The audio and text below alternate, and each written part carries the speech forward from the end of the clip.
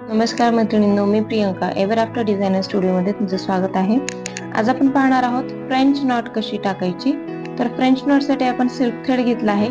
4 पदरी silk thread आपण सुईमधून ओवून घेऊन इथे शेवटी नॉट मारलेली आहे. तर असे हे टोटल 8 पदर आपण घेतलेले आहेत. तर पाहूयात आता फ्रेंच नॉट कशी टाकायची. हा खालून आपण दोरावरती काढलाय. दोरावरती काढल्याच्या नंतर याला एका हातात असं धरायचंय. सुई अशी आडवी ठेवायची. सुईला एक आपण राऊंड मारतोय आणि पुन्हा जिथून वर काढले त्याच्या बाजूनेच त्याला खाली घालायचं आहे आणि खालून पूर्ण दोरा ओढून घेईपर्यंत हा दुसरा हात जो आहे तो सोडायचा नाही. अशा पद्धतीने ही नॉट इथे बसलेली आहे. आणखीन एकदा लक्ष द्या.